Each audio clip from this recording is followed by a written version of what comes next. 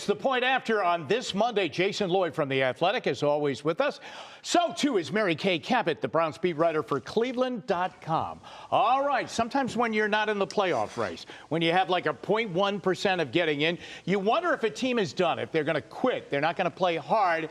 Mary Kay, let's begin this way. The Browns played hard on Saturday. I was very, very impressed.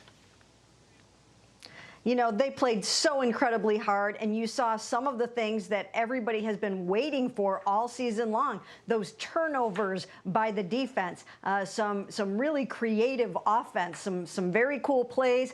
Nick Chubb ran for 99 yards against the league's second-ranked run defense.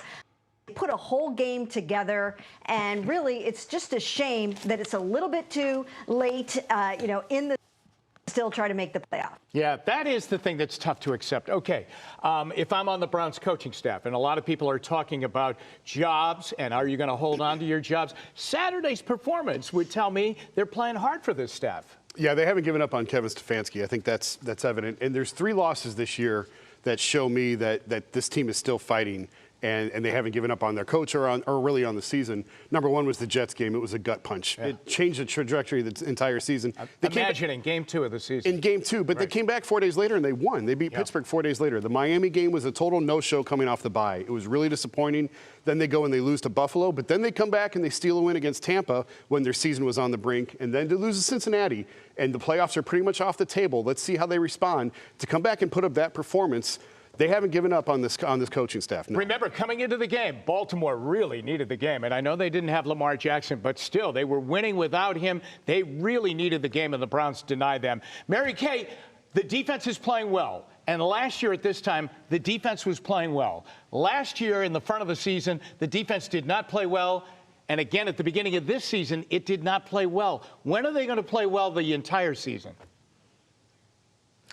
Well, I think if you look at some of the things that happened on defense this season, Anthony Walker Jr., their starting linebacker and their green dot guy who calls the plays on the field, went out early on for the rest of the season with an injury. Then they lost Jacob Phillips. They went on to lose 4 linebackers. Miles flips his car. Jadavian was out for a while. Denzel was out. They never had continuity in this defense, and they were just kind of trying to patch it all together. But I think now they are putting it together, and what they're doing is they're getting the takeaways. But I think it's important to note that Myles Garrett has started to come out very strongly in support of defensive coordinator Joe Woods. It started in the locker room on Thursday when I asked him about it.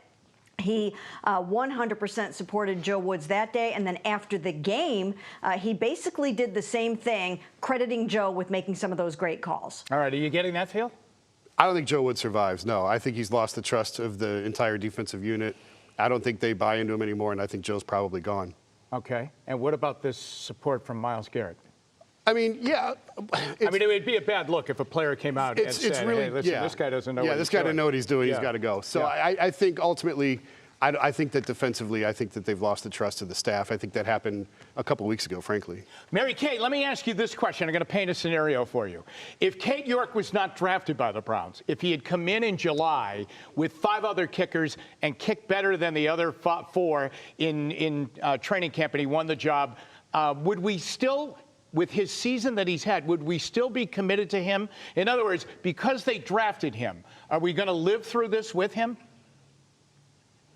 You know, they're going to have to bring in some competition. He's going to have to go to the shot doctor in the offseason and try to figure out exactly what's going on with him. I think he needs more time practicing down at the stadium. I think he needs more weather kicks to figure it out. He'll certainly have an opportunity on Saturday, on Christmas Eve day against the Saints, to try to figure out how to kick in inclement weather at the stadium. But that's imperative for him to figure that out. But you're right. I think, guys that are drafted by this regime, they get a longer leash. But certainly they have to fix this. Yeah, because if you were in games and you were in playoff contention, he's a worry spot. Yeah, he is. I still believe in him. He's got a huge leg. You can't walk away from that. And I'll give you an example. Daniel Carlson, drafted by the Vikings with Mike Prefer as his special teams coach. Kevin was on staff there. He had 1 bad game. I understand Cade's had a couple. He had 1 bad game. The Vikings cut him. He's now one of the best kickers in the league for the Raiders. You can't give up on guys like that. Yeah, and as I remember, Phil Dawson had a little bit of a couple of bumps in his first year. He's a rookie. Mary Kay, how did Watson play in your eyes on Saturday? You know, I think Deshaun Watson is really starting to show what he's going to be all about. I think Browns fans can get really, really excited about what the future holds with Deshaun Watson, especially if he has the support of other units like he had in this past game. But to see him make some of those kinds of plays, the off-schedule plays, he's talking about doing the Patrick Mahomes no-look type passes and all those things. I think fans can look forward to all of that. I really do think the future looks bright, and the last 3 games will be all about bringing Deshaun along. All right, what do you think? Yeah, he's getting better. Every week, you're starting to see him stack plays a little bit. He had a play. Because if you think about it, teams he's playing against are in game 14. Yeah. He's in game 3. Yeah.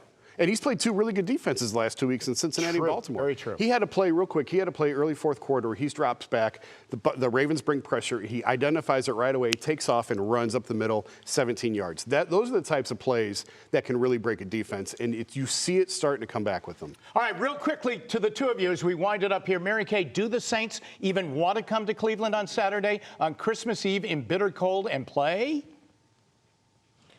Can they get here? We'll have to see about that. But yeah, this is the time of year when teams like that, when teams like the Browns, you know, they have to put good tape out there. They have to be thinking about their futures and, you know, what next year is going to hold for them. So I'm sure you'll see some good football. You think so? They're in the worst division of football. They still got a chance for the playoffs. So they could win it. They could win that The Saints division. will come marching in. That division is grudgingly. awful. It's awful. Yeah, you're right. That's a good line. The Saints will come marching in. All right, we'll talk to you next week. To the two of you, Merry Christmas here on The Point After. Thanks so much.